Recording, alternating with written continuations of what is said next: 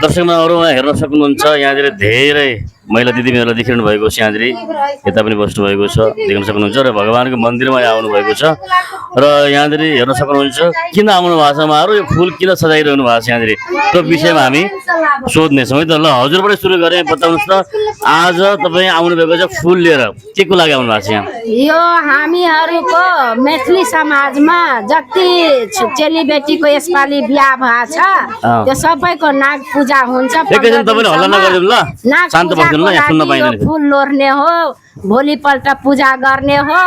अनि यो नाग पञ्चमी भन्नुभयो, नाग पञ्चमी त आएको छैन त, कस्तो नाग पञ्चमी? हामीहरूको मैथिलीमा यो नाग पञ्चमी भोलि छ। भोलिदेखि 15 दिनसम्म यो नाग पूजा गर्ने हो। नाग पूजा गर्ने यो चाहिँ के सिलसिलामा हुँदैछ पूजा? यो हामीहरूको मैथिली समाजमा यो परम्परा भएको छ। परम्परा हो होइन? परम्परा त माने मैले, तर मैले सुने बिहाको भन्ने सुनेको नि, त्यस्तो हो? जो नयाँ बिहा भएको छ यसपालि। कसको नयाँ बिहा, कसको भएको? यो ज्योति मिश्राको, बेहुलीको ज्योति मिश्रा। ज्योति मिश्रा उहाँको बिहा भयो नयाँ भने उहाँकै लागि बोल्नु, जोडले बोल्नु, लजाउनु पर्दैन ल। बेहुली हुनु चाहिँ साह्रै लजाउनु भएको छ उहाँ, दिनु त त्यो। यो तपाईँको नयाँ बिहे भएको हो? हजुर। कति समय भयो?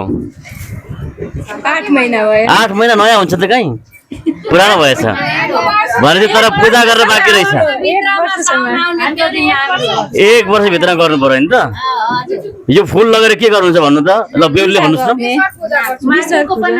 यो फुल यहाँ यो फुल सजाएर के गर्नुहुन्छ? माटोको बनाएको नाग, माटोको नाग देवता बनाएर पूजा गर्नुहुन्छ। कहाँ, घरमा कि मन्दिरमा? घरमा। घरमा कति दिनसम्म यस्तो गर्नुहुन्छ? 15 दिनसम्म। ए अब यहाँ परिचय गराउनु त को हुनुहुन्छ? उहाँ को हुनुहुन्छ? भाउजू। अनि यता दिदी। दिदी, यहाँ आन्टी। आन्टी। अनि यी बच्चाहरू? बहिनीहरू। बहिनीहरू। अनि यता को हुनुहुन्छ कुर्सीमा बस्ने? उहाँ चाहिँ एकदमै गमक्क परेर बस्नु भएको छ कुर्सीमा, आन्टी। अनि यता अनुहार त हेर्न पाएन, यताबाट यता हेरिदिनु त को हुनुहुन्छ उहाँ? है त्यसलाई माइकलाई मुखमा लाउनु न, हो त्यो जोड्ने हो। ए आन्टी। आन्टी। अनि यता आन्टी। आन्टी हुनुहुन्छ, यहाँ आन्टी। उहाँ नि आन्टी हुनुहुन्छ। अनि यी सबै बहिनीहरू है। अनि उ त्यो बाबु? ए भाइ हो, भतिजा हो। ए ल ठिक छ। अनि भनेपछि कति बेरसम्म यसरी बस्नुहुन्छ तपाईँहरू यहाँनिर? एकछिन बस्नुहुन्छ, आधी घन्टा। अनि भनेपछि यो चाहिँ तपाईँहरूको एउटा नीति नियम हो नि त? हजुर। यो चाहिँ विशेष मैथिली परिवारमा हुन्छ यस्तो? मैथिलीमा हुन्छ हो? मैथिली बाहुनमा हुन्छ, मैथिली ब्राह्मणमा हुन्छ। तपाईँहरू के थरी? मिश्रा। मिश्रा? मिश्रा हो? मिश्रा कि मिश्रा? मिश्रा। मिश्रा भनेपछि मिश्री तपाईँ कति खानुहुन्छ? मिश्रा धेरै मिश्री खाएर मिश्रा भयो। ल ठिक छ, ल तपाईँहरूको यो पर्वलाई धेरै शुभकामना छ, राम्रोसँग मनाउनुहोस् है।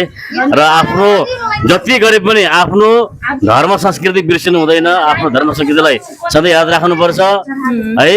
र अहिलेको नयाँ जमाना आयो भनेर चाहिँ आफ्नो धर्म बिर्सिनु हुँदैन, याद राख्नुपर्छ। र यो फुल उहाँहरूले सजाएर घरमा लगेर चाहिँ के गर्नुहुन्छ र भन्दाखेरि भोलि पूजा माटोको नाग बनाएर पूजा गर्नुहुन्छ। हालांकि नाग पञ्चमी भनेर विशेष पर्व हुन्छ, वर्षमा एकचोटि आउने गर्छ।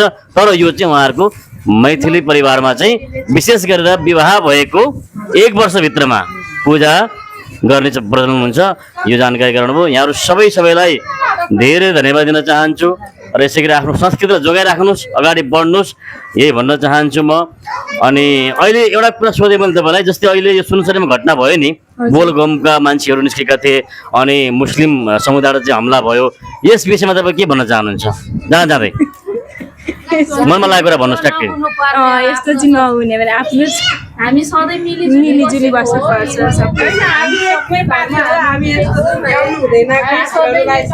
नेपालमा बसेर सबैजना नेपाली हो, सबैजना मिलिजुली बस्नुपर्छ। सबै धर्मले सबै जातले त्यो दिनु त।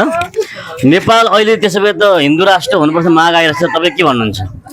अब हिन्दू राष्ट्र त हुनुपर्छ कि पर्दैन?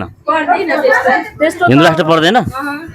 हिन्दू राष्ट्र त पर्छ नि हिन्दू राष्ट्र हुनु पर्यो तर सबैले मुसल्टेहरूले मार्छ मुसल्टेहरूले होइन त्यस्तो हिन्दू राष्ट्रलाई हिन्दू राष्ट्रमा झन् मार्छ झन् मार्दैन हिन्दू राष्ट्रमा त झन् सुरक्षित रहन्छ मान्छे यहाँ राजाको पालीमा कति सुरक्षित मान्छेहरू ठिक छ यहाँको आफ्नो बुझायो आफ्नो प्रतिक्रिया हो यहाँहरू सबैलाई धन्यवाद दिन चाहन्छु र रीतिरिवाज आफ्नो ठाउँ तपाईँ बताउनुहोस् हिन्दू राष्ट्र चाहिँ चाहिँदैन चाहिन्न त चाहिन्छ तर यो रीतिरिवाज हो ल अब यता अगाडि नगर राजनीतिको कुरा नबढाउनु अब हामीहरूको एउटाको व्यवहार छ ए रीतिरिवाज हो ल ठिक छ ल ठिक छ धन्यवाद सबैलाई है त ल